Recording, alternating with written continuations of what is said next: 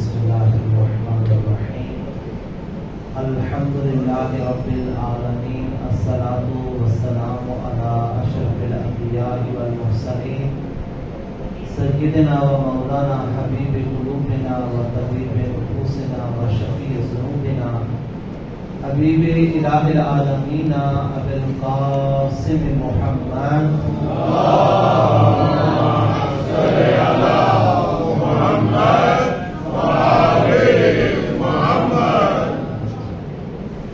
وآلہ طیبین الطاہرین المعصومین المنتجبین لا سیما بقیت اللہ العظم فی الارضین ولعنۃ الدائمۃ علی اعدائہم اجمعین من یوم عداوتہم الی یوم قیام الدین.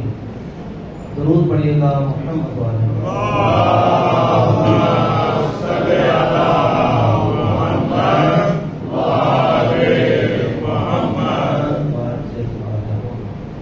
واجب الاحترام مومنین کرام،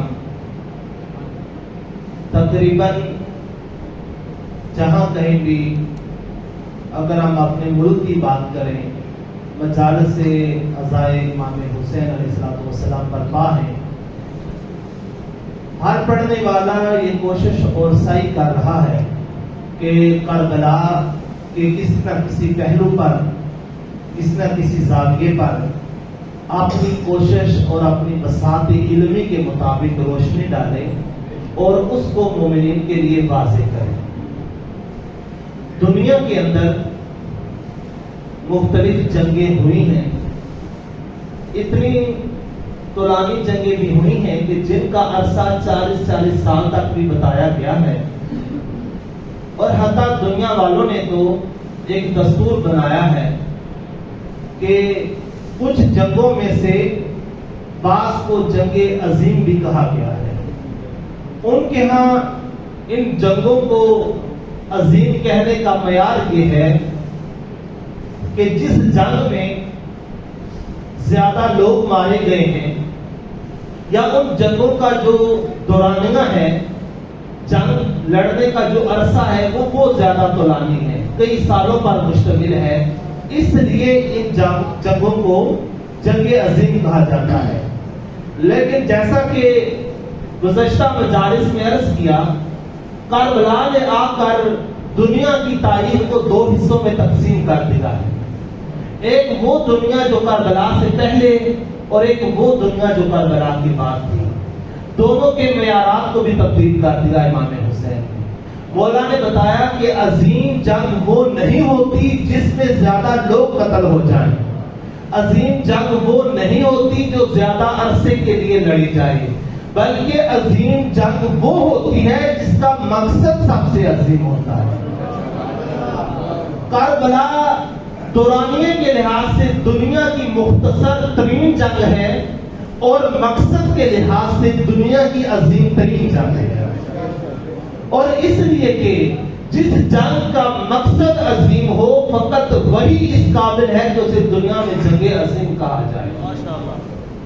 لہذا کربلا اپنے وجود کے اعتبار سے زمین و زمان پر سیطرہ رکھتی ہے، تسلط رکھتی ہے. آپ نے یقیناً کربلا کے حوالے سے بہت کچھ سنا بھی ہے، بہت کچھ پڑھا بھی ہے، لیکن ہمارا موضوع کربلا در آئینہ معرفت ہے. کربلا کو معرفت کی نگاہ سے دیکھنا ہے، اور آپ یقین جان لیجئے معرفت کی نگاہ سے جب کربلا کو دیکھا جائے گا ایک نیا افق ہمارے سامنے کھلے گا. دیکھیں، مورخ کی کربلا اور ہے.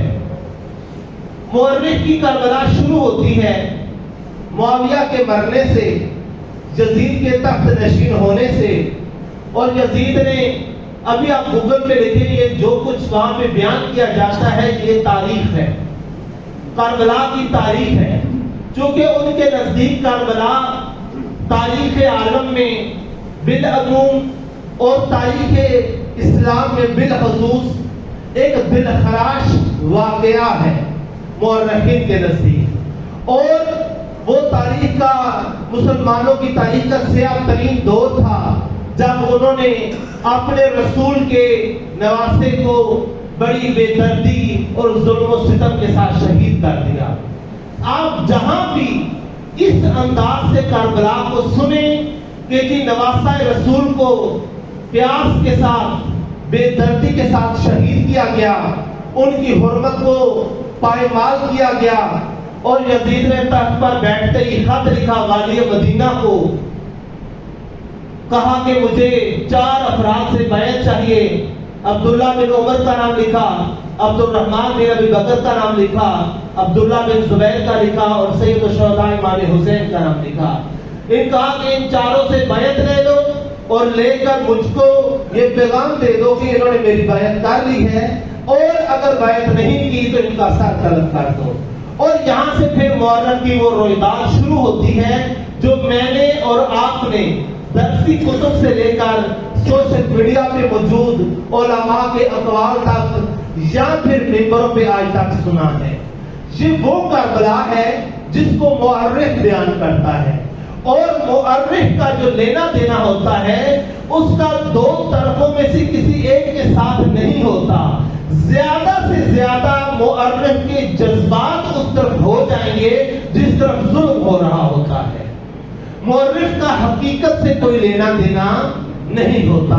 لیکن ہم لوگ جو ہیں، جو فرش عذاب کو سجاتے ہیں، جو اس منبر کے اوپر لوگوں کو بٹھاتے ہیں، کربلا کا ذکر ماں کی گود سے سنتے سنتے اسی فرش عذاب کے اوپر ہمارے بال سفید ہو جاتے ہیں۔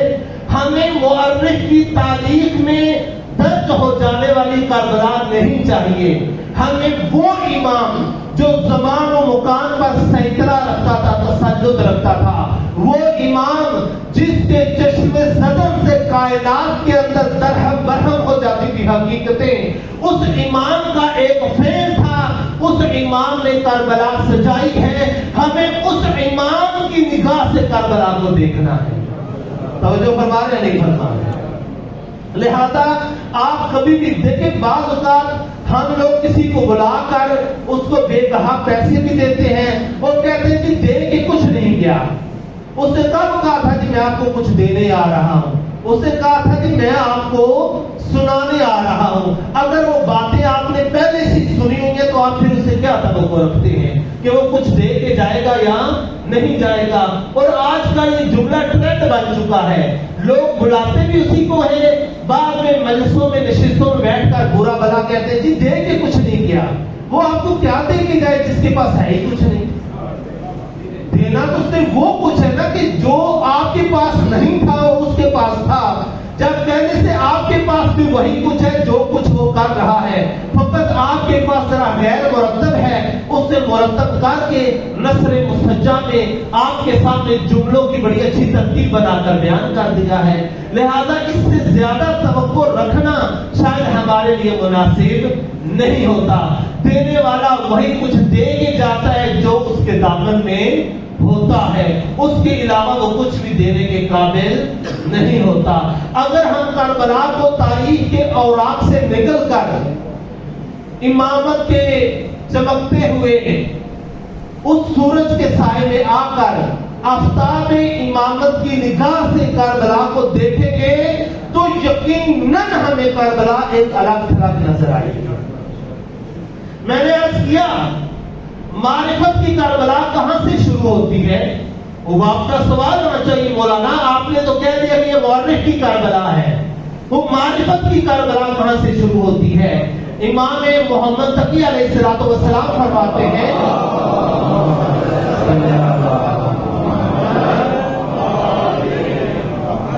توجہ فرمائے گا، مولا نے کہا کہ اول ما جرى به القلم على اللوح هو قتل الحسین علیہ السلام۔ اللہ تعالیٰ نے ابھی کائنات زمین و آسمان بنائے نہیں تھے، لوح کو پیدا کیا، قلم کو بھی پیدا کیا۔ اب ان کی حقیقت کیا ہے یہ ایک لفظ مطلب ہے، ہم اس میں نہیں جاتے۔ مولا فرماتے ہیں خدا نے جب لوح کو پیدا کیا اور قلم کو پیدا کیا اور قلم سے کہا کہ سب سے پہلے اس کے اوپر ایک سطر تحریر کرو. میں نے اپنے علاوہ جب کائنات بنانے کا فیصلہ کر لیا ہے, اپنے ماں سے اللہ بنانے کا خدا نے ارادہ کیا, تو سب سے پہلے لوح و قلم کو تحریر کیا اور قلم سے کہا کہ اب تم لوح کے اوپر ایک سطر تحریر کرو ارادہ خدا سے, منشا خدا سے. تو مولا فرماتے ہیں جب سب سے پہلے کائنات ابھی پیدا نہیں ہوئی, بشر ابھی پیدا نہیں ہوا, ان کی ہدایت کے لیے اللہ نے سب سے پہلے اہتمام کیا تھا. مولا فرماتے ہیں اول ما جرى به القلم على اللوح هو قتل الحسین علیہ السلام. سب سے پہلے قلم نے جو کچھ بھی تحریر کیا وہ قتل حسین علیہ السلام کے بارے میں تحریر کیا تھا. اور اس کے بعد پھر کائنات کے باقی واقعات کی بنیاد اس واقعے کے اوپر رکھی گئی تھی. یعنی پہلے قتل حسین تحریر کیا, پہلے کربلا کا برپا ہونا تحریر کیا, اس کے بعد آدم کی خلقت کو تحریر کیا, اس کے بعد آدم کی اولاد کو تحریر کیا, اس کے بعد سلسلہ ہدایت کو تحریر کیا, اور اس کے بعد ہر قوموں کا تذکرہ کیا کہ اب ان کے ساتھ کیا ہونا ہے اور کیا نہیں ہونا. تمام واقعات عالم کی بنیاد جس کے اوپر رکھی گئی فرمایا وہ کربلا کا واقعہ ہے. معرفت کی کربلا کا آغاز یہاں سے شروع ہوتا ہے.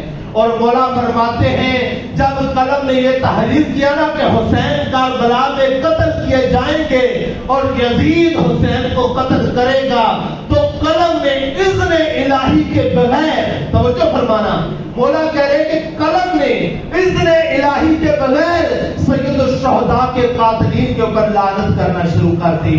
اور خدا کو قلم کا یہ انداز اتنا پسند آیا, کہا کہ قسم ہے مجھے نون والقلم وما یسطرون, مجھے نون کی قسم, قلم کی قسم, اور جو کچھ قلم نے تحریر کیا مجھے اس کی قسم ہے. اور مولا نے کہا قلم نے کیا تحریر کیا, اول ما جرى به اللوح على القلم وقتل الحسین علیہ السلام. فرمایا کہ قلم نے سب سے پہلے جو کچھ تحریر کیا جس کی قسم خدا اٹھا رہا ہے وہ سید الشہداء علیہ السلام کا معرکہ ہے. اب یہ دیکھیں فرق آ گیا یا نہیں آ گیا. مورخ کی کربلا کہاں سے شروع ہوتی ہے اور ائمہ نے کربلا کو کہاں سے آغاز عطا کیا ہے. صلوات پڑھیے گا محمد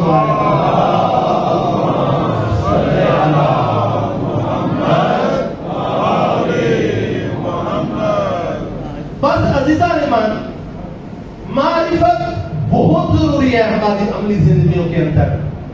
معرفت کی نگاہ سے جب ہم حقائق کا مطالعہ کریں گے, ائمہ اطہار کی زندگی کو دیکھیں گے, ہمیں بالکل ایک الگ زاویے سے ہر چیز نظر آنا شروع ہو جائے گی. اور اگر ہم تاریخ کے اوراق کے اندر ائمہ کو دیکھتے رہے اور تاریخ کی تحریروں کے اندر سمجھتے رہے اور پڑھتے رہے اور تجزیہ نگاروں کے تجزیوں کو پڑھ کر سن کر ہم کربلا کو سمجھیں گے تو کبھی بھی وہ حقیقت نظر نہیں آئے گی جو ائمہ دکھانا چاہتے تھے. توجہ فرما رہے نہیں فرما. کربلا نماز کے لیے برپا ہوئی. آپ سنیں, مجھے کسی سے کوئی اختلاف نہیں, ہر کسی کو حق حاصل ہے اپنے اپنے انداز میں کربلا کا تذکرہ کرے, لیکن ایک بات کا خیال رہے, امام حسین نماز کے لیے شہید نہیں ہوئے. نماز واجب ہے, فریضہ ہے, نہ پڑھیں گے تو یقیناً گنہگار ہوں گے, نہ پڑھیں گے تو یقیناً مواخذہ ہوگا. لیکن یہ کہہ دینا امام حسین تو شہید ہوئے تھے نماز کے لیے, اور دلیل یہ ہے کہ امام کا سر سجدے میں تھا. اور اگر میں کہتا ہوں اگر امام کا سر سجدے میں نہ ہوتا تو کیا اس وقت امام کی اور کوئی فضیلت نہیں تھی آپ کے ہاں؟ آج دیکھیں سوشل میڈیا پہ جن لوگ حسین حسین کر رہے ہیں لیکن وہ نماز بھول گئے ہیں جس کے لیے حسین نے قربانی دی. کہاں آپ نے پڑھا ہے کہ امام حسین نے فرمایا ہو کہ میں نماز کے لیے قربان ہونے جا رہا ہوں؟ آیا نماز فروعات میں سے ہے, امامت اصول دین میں سے ہے, اصول افضل ہے فروعات دین سے. اصل کبھی بھی فرض کے قربان نہیں ہوتی, یہ سمجھنے کی ضرورت ہے. نماز فرض ہے, امامت اصل ہے, اور سرتاج امامت سید الشہداء امام حسین علیہ السلام ہے. بہت ہی کتا فکری ہے، بہت ہی چھوٹا مغز اور ذہن ہونا چاہیے کہ انسان امام حسین علیہ السلام کی قربانی کو محدود کرنے کی کوشش کر رہا ہو۔ صلوات پڑھیے گا محمد وعلی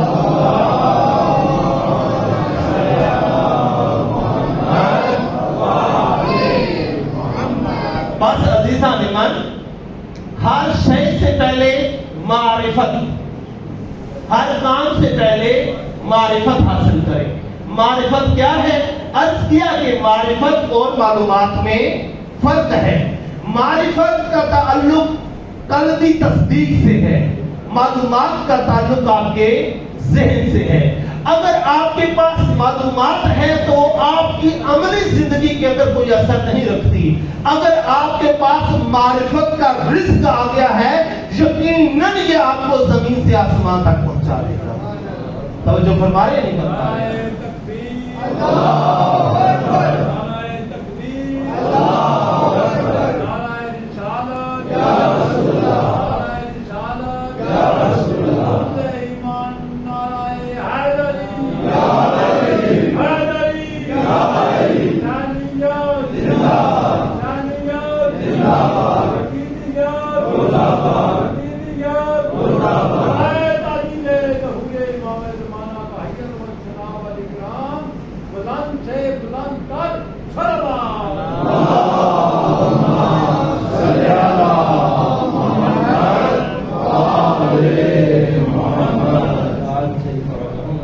بس عزیزان من، معرفت کی تعریف، معرفت کی اقسام، معرفت کی شرائط، چونکہ میں گزشتہ 6 مجالس کے اندر بیان کر چکا ہوں، میں اگر پھر شروع ہو جاؤں تو دوبارہ ہمارا ٹائم اسی میں چلا جائے گا۔ لیکن اتنا یاد رکھنا چاہیے کہ معرفت کا تعلق آپ کے ایمان سے ہے۔ معرفت یعنی یہ تعریف جو معصومین نے فرمائی، فرمایا ہی خفیۃ یتجلی بہا صفات صاحبہا علی ذی المعرفہ۔ معرفت وہ کیفیت کا نام ہے جس کے اندر آپ جس کی بھی معرفت حاصل کریں، اس کی صفات کا اثر اور عکس آپ کے وجود کے اوپر نظر آ جاتا ہے۔ اس کو معرفت کہتے ہیں۔ جبکہ معلومات میں ایسا نہیں ہوتا۔ آپ کے ذہن میں ہزاروں سینکڑوں معلومات ہیں، اس کا آپ کی عملی زندگی کے اوپر کوئی اثر تاثیر نہیں ہے۔ ہاں مگر یہ کہ جس شے کی بھی آپ نے معرفت حاصل کی ہوگی، اس کا عملی اثر آپ کے وجود کے اوپر نظر آنا شروع ہو جائے گا۔ یہ ضروری ہے فرق حاصل کرنا کہ معرفت کسے کہتے ہیں۔ اکثر میں نے دیکھا سنا لوگ کہہ کے بھی معرفت کے نام پہ پھر معلومات بیان کر رہے ہوتے ہیں۔ معرفت تاریخی معلومات کو بیان کرنا نہیں ہے۔ معرفت در حقیقت آپ کی نگاہ کو، نوع نگاہ کو تبدیل کرنے کا نام ہوتا ہے۔ تو جو فرما رہے نہیں فرما رہے، لہذا معصومین نے کربلا کو ایک اور نام دیا۔ ہم نے تو سنا ہوا ہے کربلا مصیبتوں کی زمین، مصائب کی زمین۔ نہ معرفت کی نگاہ میں کربلا کا لقب ہے ملتقى الانبیاء، انبیاء کی ملاقات کرنے کی جگہ۔ ابھی حادثہ کربلا وقوع پذیر نہیں ہوا تھا، 61 ہجری سے پہلے دن۔ دیکھیں عام طور پر قانون دنیا یہ ہے، قانون فطرت اس طرح سے ہے، جب تک کوئی بھی حادثہ وقوع پذیر نہیں ہوتا اس کا اثر بھی سامنے نہیں آتا۔ یہ دستور ہے ایسا۔ مثال کے طور پر اگر آپ اپنی عملی زندگی میں دیکھیں، جب تک آگ نہیں جلتی اس کی حرارت انسان کو محسوس نہیں ہوتی یا اس کے اثرات کی نظر نہیں آتے۔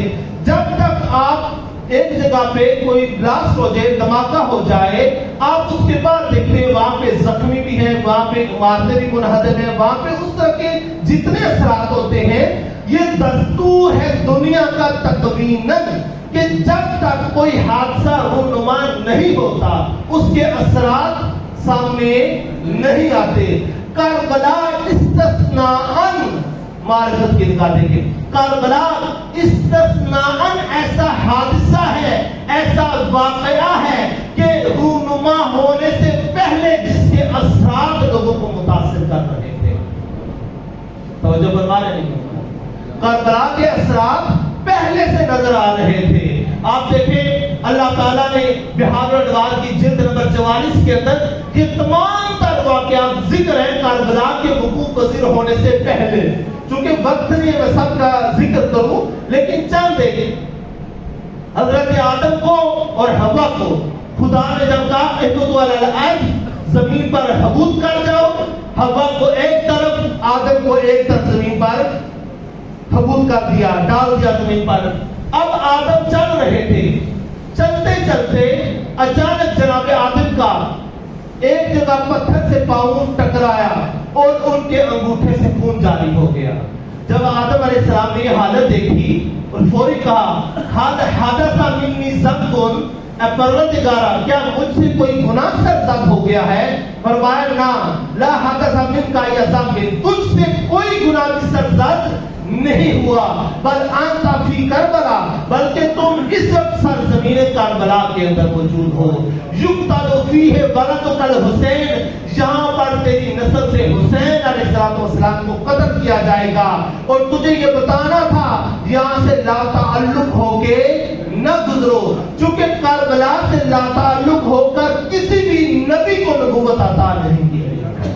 کہا تھا کربلا ہے، اس سے تمہارا تعلق ہونا چاہیے. فقط سارا دموں کا موافقہ دم الحسین، تیرا خون اس لیے جاری ہوا ہے تاکہ خون حسین کے ساتھ تیری موافقت ہو جائے. اللہ اکبر. جناب آدم کے بعد ایک ایک نبی کا ذکر موجود ہے. کہا موسیٰ اور ہارون چل رہے تھے دونوں. جناب موسیٰ کا جب گھوڑا یہاں سے گزرنے لگا، اچانک گھوڑے کو ایڑ لگی اور موسیٰ علیہ السلام گر گئے. گرنے سے موسیٰ کا سر پھٹ گیا اور سر سے خون جاری شروع ہو گیا. اور اس وقت موسیٰ علیہ السلام نے خدا سے ہم کلام ہوئے، کہا بار الہ ای شیء حدث منی، کون سی چیز ہے جو مجھ سے وقوع پذیر ہوئی ہے کہ مجھ کو یہ چیز دیکھنا نصیب ہوئی. یہاں پہ ایک بات یاد رکھیے گا ان واقعات سے کہ دوسرے کی نسبت ہمیشہ حسن ظن رکھیں، اپنی ذات کی نسبت ہمیشہ بدظن رہے. یعنی جب کسی اور کو مصیبت نظر آئے تو یہ کہے کہ یقیناً اس کی کوئی آزمائش ہے، یقیناً خدا اس کو کوئی بڑا مقام دینا چاہتا ہے، یقیناً خدا کو کوئی اس کا امتحان مطلوب ہے. لیکن وہی مصیبت جب ہم پر آئے، اپنے آپ پر آئے، فوری کو یقیناً مجھ سے کوئی غلطی ہوئی ہے، یقیناً میں نے کوئی گناہ کیا ہے، یقیناً میں نے کوئی بڑی نافرمانی کر دی کہ جس کی سزا مجھے فوری ملنا شروع ہو گئی ہے. توجہ ہے یا نہیں ہے؟ لہذا دوسروں کی نسبت ہمیشہ آپ حسن ظن رکھیں. اسی طرح سے جناب آدم نے بھی یہی کہا، جناب موسیٰ نے کہا ای شیء حدث منی، کون سی چیز ہے جو مجھ سے سرزد ہوئی ہے؟ فرمانے الہی یا موسیٰ تجھ سے کوئی سرزد نہیں ہوا، چونکہ تو نے فرعون کا مقابلہ کرنا ہے، تو نے حاکم بننا ہے، تو نے قوم کا مرشد بننا ہے، تو نے اپنی قوم کو ارشاد کرتے ہوئے مرشد بننا ہے. لہذا تم کربلا کے اندر ہو اور مرشد بننا ہو کربلا سے لا تعلق ہو کے نہ گزرے. کب سارا دموں کا تیرا خون اس لیے نکلا ہے لے موافقت دم الحسین، تاکہ خون حسین کے ساتھ تیری موافقت ہو جائے. توجہ فرما رہے نہیں فرما رہے؟ یہ تمام تر واقعات ابھی حادثہ کربلا برباد نہیں ہوا تھا، اس سے پہلے سر انجام پائے. تفصیل بہت زیادہ ہے، وقت کم ہے، ورنہ بہار الانوار کی جلد نمبر 44 میں نے ایڈریس دے دیا ہے، آپ خود بھی مطالعہ کر سکتے ہیں وہاں جا کر. اب ذرا قریب لے آؤں آپ کو. امیر المومنین جنگ صفین سے واپس آ رہے ہیں. اچانک ایک جگہ پر اپنے گھوڑے سے اترتے ہیں، اتر کر نیچے بیٹھتے ہیں، ریت کی ایک مٹھی بھرتے ہیں، بعد پر اس کو سونگتے ہیں.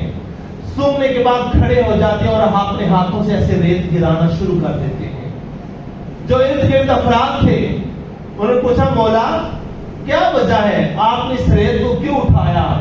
مولا نے ریت کو اٹھاتے ہوئے پڑھا تھا واللہ ہا ہونا واللہ ہا ہونا واللہ ہا ہونا، خدا کی قسم یہی ہے، خدا کی قسم یہی ہے، خدا کی قسم یہی ہے.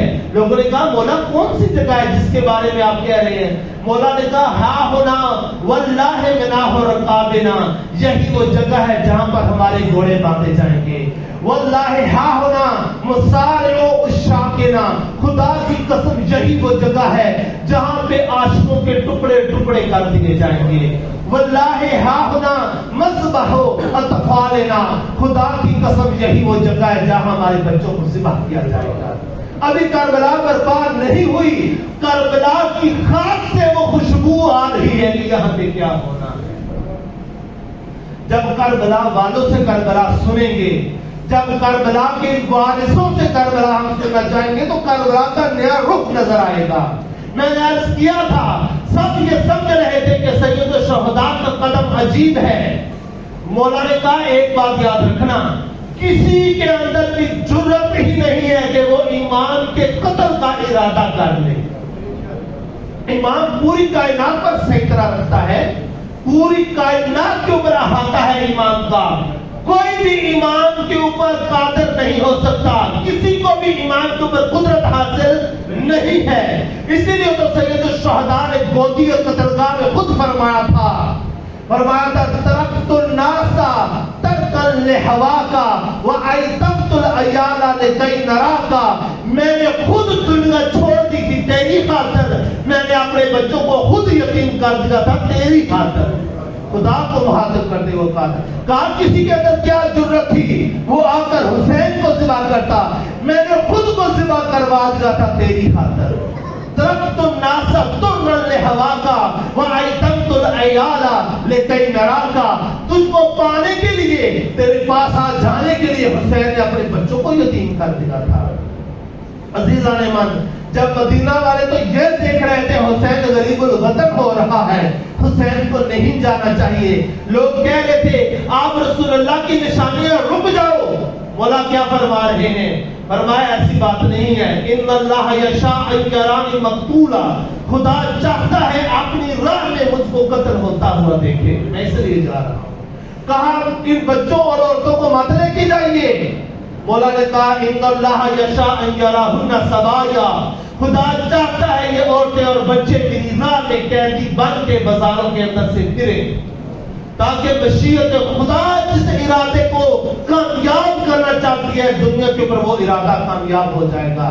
عزیزان من، اگر خلاصہ کروں معرفت کی نگاہ سے، کربلا کے برپا ہو جانے کے بعد مولا فرماتے ہیں، مولا امام علی نقی علیہ السلام کہ جب کربلا برپا ہوئی شیطان نے چیخ ماری، اتنے زور سے چیخ ماری، کہا آج میں مکمل طور پر اپنے منصوبوں میں ناکام ہو گیا، آج کے بعد بنی نوع انسان کو ہدایت حاصل کرنے سے کوئی نہیں روک سکتا۔ آج سے پہلے میرے ذہن میں منصوبے تھے، لیکن فرمایا حسین نے اپنے خون سے ایسی لکیر کھینچ لی ہے، اس طرف میرے ماننے والے ہوں گے، اس طرف ہدایت پانے والے ہوں گے۔ مولا حسین نے ہدایت کو اتنا آسان کر دیا، شیطان بھی چیخ پڑا کہ اب میرا طمع جو لوگوں کے اندر موجود تھا وہ کم ہوتا ہوا نظر آ رہا ہے۔ عزیزان من، کربلا وہ ہدایت کا منبع ہے جو رہتی دنیا تک لوگوں کو ہدایت حاصل کرتا رہے گا۔ اگر کربلا کو اس نگاہ سے دیکھیں، فرمایا کل یوم عاشورا وکل ارض کربلا، جس دن بھی، فرمایا یاد رکھنا۔ دیکھیں اس بات کو کیسے سمجھیں، مطلب معرفت کا مطلب کیسے ہوتا ہے؟ شاعروں کی کربلا اور ہوتی ہے۔ علامہ اقبال نے بھی شعر کہا تھا، باقیوں نے بھی شعر کہے ہیں، باقیوں کو حسین کی پیاس نظر آئی تھی اور کچھ نظر نہیں آیا۔ علامہ اقبال نے کیا کہا؟ حقیقت ابدی ہے مقام شبیری، بدلتے رہتے ہیں اندازے کوفی و شامی۔ فرمایا حسین اس حقیقت کا نام ہے جس کو ابدیت حاصل ہے، ابد سے آج تک فرمایا کربلا ہی کربلا ہے۔ جس دور میں بھی حق باطل سے ٹکراتا ہوا تمہیں نظر آئے گا، سمجھ لو حق حسین ہے، باطل یزید ہے۔ حقیقت ابدی ہے مقام شبیری، بدلتے رہتے ہیں اندازے کوفی و شامی۔ اس لیے تو مولا نے کہا تھا ہر دور کے اندر کربلا برپا ہوگی، ہر دور کے اندر شمر ہوگا، ہر دور کے اندر یزید ہوگا۔ ایک طرف یزید کی سوچوں کو زندہ کرنے والے ہوں گے، ایک طرف کربلا کے فرمان کو اور کربلا کے مقصد کو احیا کرنے والے ہوں گے۔ ہر دور میں یہ ٹکراؤ رہے گا۔ ہر دور میں یہ ٹکراؤ رہے گا. علامہ اقبال نے ایک اور جگہ کہا تھا نا کہ ہمیشہ ایسا ہوا ہے کہ ہر دور میں یہ ٹکراؤ رہا ہے. چراغ مصطفی سے شرارے بو لہب ٹکراتا رہا ہے. اور فرمایا کربلا کو جب معرفت کی نگاہ سے دیکھو گے تم کو ہر دور میں کربلا نظر آئے گی. ہم نے ہر دور کے اندر اپنی زندگیوں کے اندر کربلا کو لے کے آنا ہے. کربلا کے ساتھ اپنی موافقت کرنی ہے. کربلا کے ساتھ اپنے آپ کو جوڑنا ہے. انبیاء کو جس طریقے سے کہا گیا کربلا سے لا تعلق نہیں رہ سکتے, ہم نے کربلا منانی نہیں. کربلا کوئی برسی نہیں 10 محرم کو جس کو منا لیا جائے, برسی کا پروگرام ہے تو رکھ لیا جائے. کربلا کا 10 غم منا کر ہم نے اپنے زندہ ہونے اور اپنے ایمان کے زندہ ہونے کی تصدیق کرنی. فرمایا کہ جب تک تم معرفت کی نگاہ سے نہیں دیکھو گے تم کو ایسا کچھ نظر ہی نہیں آئے گا. کربلا بالکل الگ ہے دید معرفت سے. عزیزان من, معرفت بہت ضروری ہے اور یہ معرفت کا درس آپ کو کربلا سے ہی ملے گا. میں نے آپ کی زندگی میں آپ کی سابقہ مجالس کے اندر ذکر کیا تھا, معرفت کو اگر ہم خلاصہ کر لیں آسان لفظوں میں, ہر شے کے اوپر اپنے ایمان کو مقدم کرنا. کوئی بھی کام ہو, چاہے وہ جس طرح کا بھی ہے, آپ کی زندگی کے اندر مشکل ترین لحظہ ہے, وہاں پر بھی اگر آپ کے ذہن میں یہ ہو کہ میرا امام ہے, پتہ نہیں اس کی چاہت کیا ہے, اگر یہ سوال آپ کے ذہن میں آ جائے تو آپ بامعرفت ہے. یہ پیمانہ ہے, یہ ترازو ہے. میں ایک مثال آپ کو دیتا ہوں, اگرچہ وقت تمام ہو گیا. صلوات پڑھے محمد و آل محمد.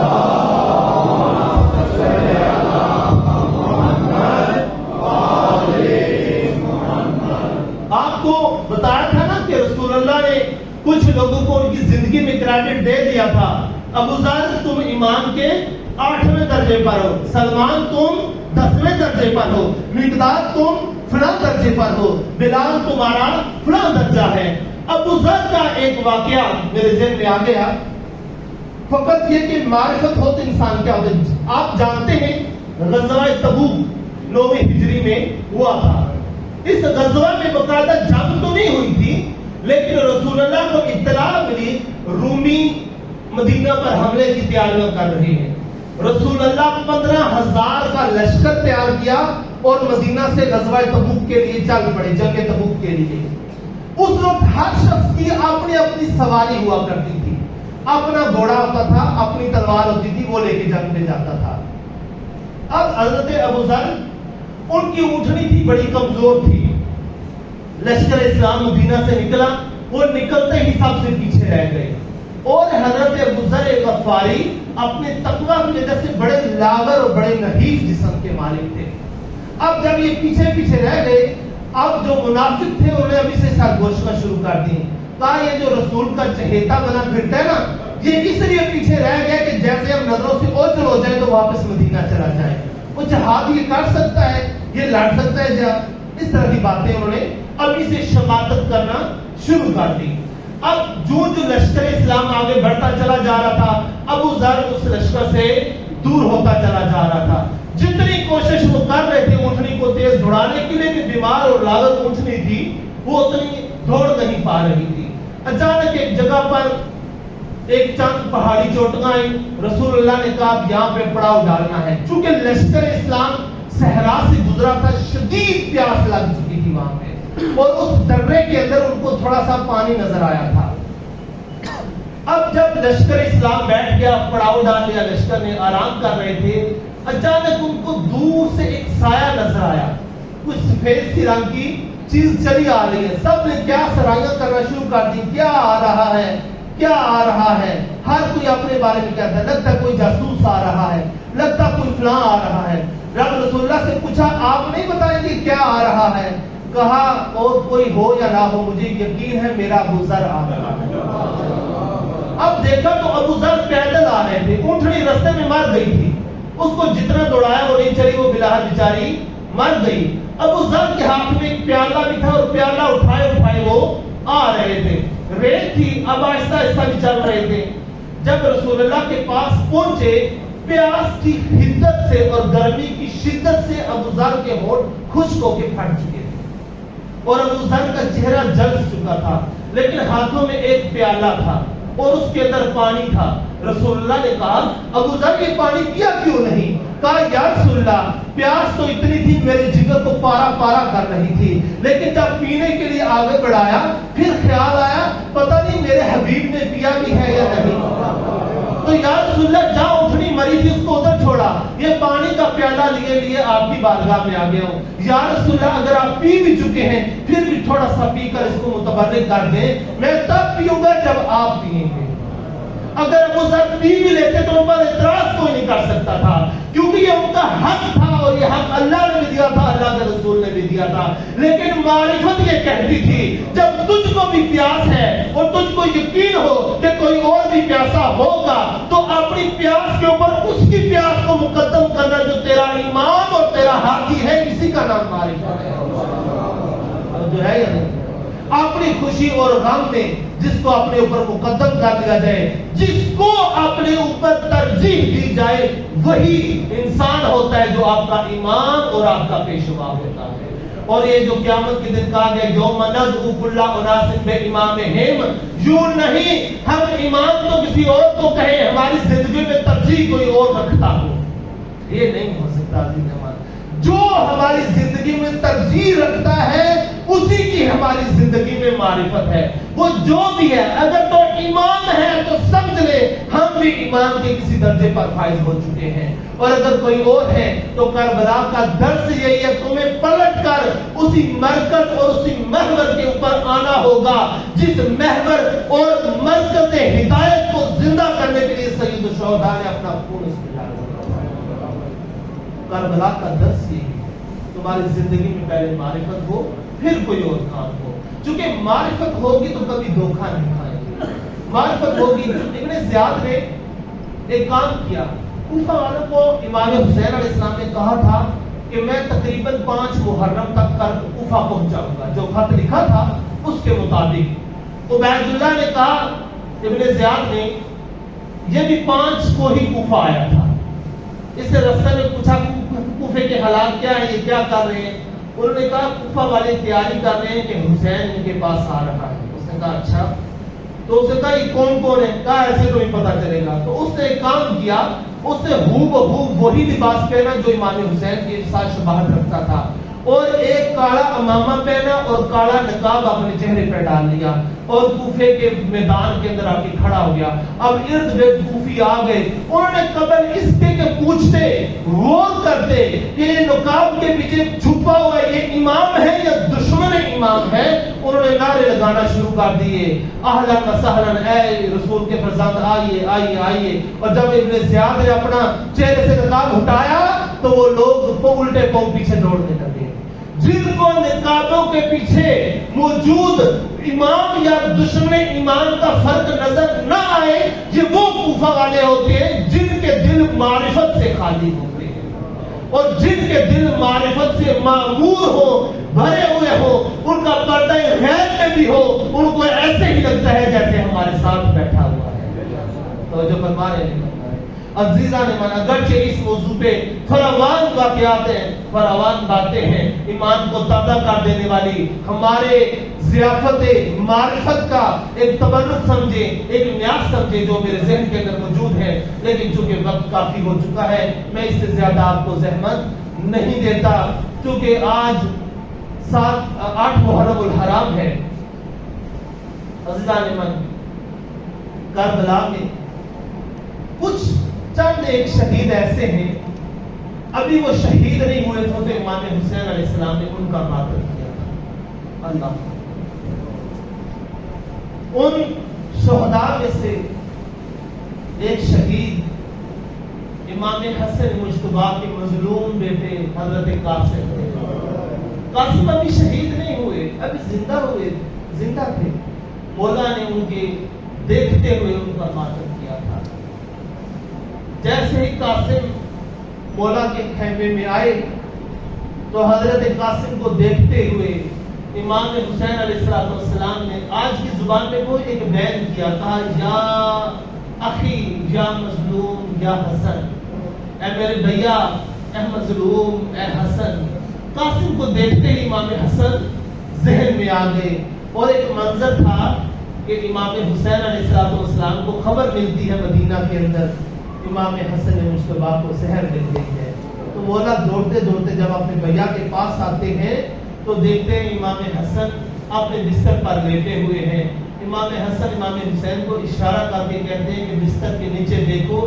نیچے دیکھا تو ایک تشت پڑا ہوا تھا، ایک برتن تھا جس کے اندر خون آ رہا تھا، امام کے جگر کٹ کٹ کے ٹکڑے اس کے اندر پڑے ہوئے تھے۔ جب مولا نے وہ دیکھتے ہی یقین کر لیا کہ میرے بھیا میرے پاس زیادہ دیر کے لیے نہیں ہے، امام حسین نے رونا شروع کر دیا۔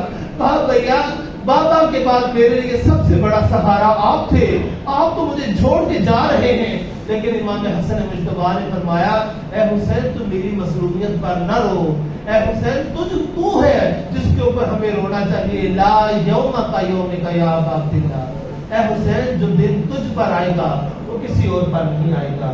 تو جناب قاسم آگے بڑھ کر اپنے چچا سے کہا، چچا جان، میں نے دیکھا تھا آپ کل شب ہر ایک کو بتا رہے تھے کہ فلاں فلاں شہید ہوگا، اس کا یہ مقام ہوگا، مجھے بتائیے کیا میں بھی شہداء میں ہوں یا نہیں ہوں؟ تو امام نے فرمایا، اے میرے بھتیجے، اے میرے بھیا کی نشانی، تم بھی شہداء میں سے ہو، تم بھی شہید ہو جائے گا، لیکن مجھے یہ تو بتا، کیف عندک الموت، تجھے موت کیسی محسوس ہوتی ہے؟ فرمایا، احلا من الاصل، قسم با خدا بشریت حیران ہے، سوائے اہل بیت کے گرانے کے کوئی یہ جواب دے ہی نہیں سکتا کہ کہا موت کیسے ہے؟ فرمایا شہد سے زیادہ میٹھی ہے میرے بھائی۔ اللہ اکبر۔ اب روزہ عاشور آ گیا، ہر ایک جا رہا ہے، جوانان بنی ہاشم جا رہے ہیں، جناب قاسم بار بار آ رہے ہیں۔ کہا چچا جان کیا مجھے اجازت نہیں دیں گے؟ اب ایک مقام آیا تھا، مولا نے کہا ہاں بیٹے قاسم، اب میں تجھے اجازت دیتا ہوں کہ تم میدان کارزار میں جا۔ آپ نے سنا ہوا ہے قاسم کا سن اتنا چھوٹا ہے کہ جو لباس پہنایا گیا تھا وہ قاسم سے بڑا تھا۔ قاسم کو اٹھا کر خود گھوڑے پر سوار کیا تھا۔ قاسم کے پاؤں چھوٹے تھے، زین کی رکابیں بڑی تھی، خود سید الشہداء نے رکابوں کے اندر پاؤں رکھے اور اس انداز سے رخصت کیا جیسے قاسم نہیں جا رہا، قاسم کا جنازہ جا رہا۔ اللہ، اب وہ منظر آیا تھا کہ قاسم لڑ رہے ہیں اور اس بہادری کے ساتھ لڑ رہے ہیں کہ کئی شامیوں کو فنار کیا ہے، اور ادھر سید الشہداء خیمے سے دیکھتے ہوئے قاسم کو داد دے رہے ہیں، اے میرے بھتیجے خدا تجھے زندگی دے، کیا کہنے تجھے حسن کی یاد تازہ کر دی، مجھے صفین کی یاد تازہ ہو گئی۔ اچانک ایسا ہوا ایک ملعون نے پیچھے سے حملہ کیا، اب قاسم گھوڑے پر سنبھل نہیں پا رہے تھے، آواز دی، یا اما ادرکنی، اے چچا جان میری مدد کیجئے۔ عزادارو یہاں پر قاسم کی مظلومی نہیں، کہتے سید الشہداء بالکل ایک عقاب کی طرح دوڑتے ہوئے آئے اور قاسم کو سہارا دینا چاہا، لیکن ہوا کیا تھا، اب قاسم جب گھوڑے پہ سنبھل نہیں رہے تھے، گھوڑے سے گرنا چاہ رہے تھے، لیکن قاسم کے پاؤں تو رکابوں میں الجھ گئے تھے۔ اب نہ قاسم زمین پر تھے نہ زمین پر تھے، فوجیں اشکیا تھی، کوئی قاسم پر تلوار مار رہا ہے، کوئی نیزہ مار رہا ہے، اور یہاں تک کہ قاسم کا پاؤں کٹ جاتا ہے اور زمین پر گر جاتے ہیں۔ سید الشہداء بھی قاتلوں کو دور کر رہے ہیں، کیا ہوتا ہے ادھر کے گھوڑے اس طرف دوڑ جاتے ہیں، اس طرف کے گھوڑے اس طرف دوڑ جاتے ہیں۔ یہ وہ واحد شہید ہے جو ابھی زندہ تھا تو جس کی لاش پر گھوڑے دوڑ گئے تھے۔ حمید بن مسلم کہتا ہے جب حسین نے قاسم کو اٹھایا تھا، خیمے سے نکلا تو اتنا چھوٹا تھا کہ زین پر خود بٹھا رہے تھے، اور جب حسین نے مقتل سے اٹھایا اتنے ٹکڑے ہو گئے تھے کہ قاسم کے ٹکڑے کی وجہ سے اس کے پاؤں خاک کربلا کے اوپر گھسیٹتے ہوئے آ گئے۔ اللہ لعنت اللہ علی القوم الظالمین وسیرۃ الذین ظلموا سیئۃ علی سیئۃ القائلین۔